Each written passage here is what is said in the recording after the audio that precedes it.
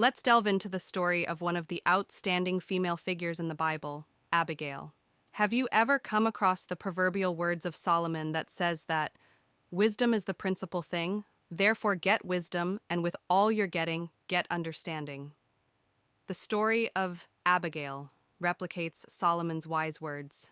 The Bible describes her as a woman of good understanding and a beautiful countenance. Unfortunately, this great woman married a foolish man. She was the wife of Nabal, a wealthy man in Moan. As his name implies, Nabal was a fool. He was rude and inconsiderate. Before I continue with this biblical story, it is pertinent that we know that the Bible makes mention of two women named Abigail. The first, which is the subject of discussion, is mentioned in the 25th chapter of the first book of Samuel, while the second, who is David's sister, is found in verse 16 of chapter 2 of the first book of Chronicles. Abigail's husband had great possessions in Carmel, a place close to the wilderness where David and his men found refuge. Nabal's shepherds sheared sheep there, and David and his men protected them from being attacked by raiders. One day, during a feasting season, David sent 10 of his men to Nabal asking for provisions. David, through his messengers, told Nabal that he has been protecting his shepherds in Carmel from being attacked. Instead of appreciating the efforts of David and his men, Nabal, arrogant and ungrateful, insulted David, saying, "Who is David? Who is this son of Jesse?" Many servants are breaking away from their masters these days. Why should I give my bread and water to men I do not know? David's men returned with the message, and upon hearing Nabal's insult, David was furious.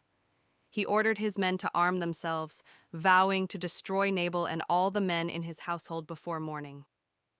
Afraid of the impending doom over his master's household, one of Nabal's servants, knowing that his master's wife is wise, ran to Abigail and told her what transpired between David's messengers and his master. Without hesitating, Abigail instructed her servants to gather generous gifts of bread, wine, roasted grain, raisins, and figs. Riding on a donkey alongside her servants, she set out to meet David and his men. She knew that David was a man of war. His exploits in the battlefield is widely celebrated. So, it was unwise for anyone to have a face-off with him.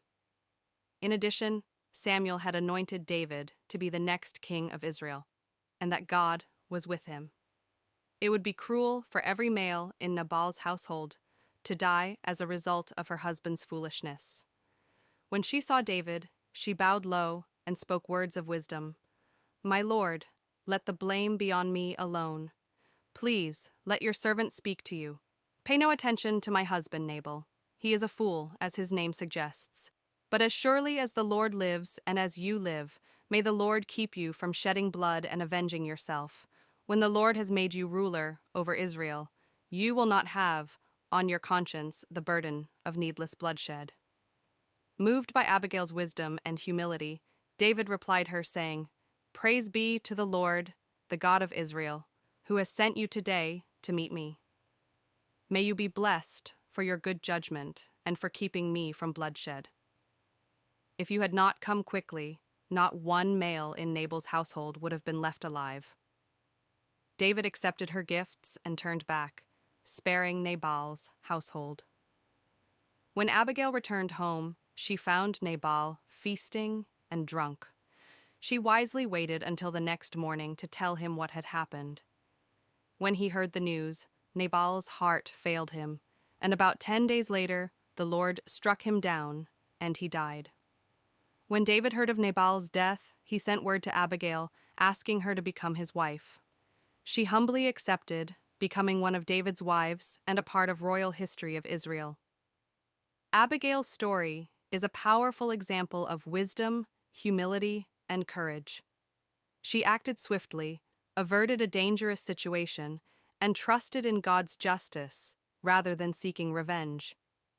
Because of her discernment, she did not only save her household, but also became a queen of Israel.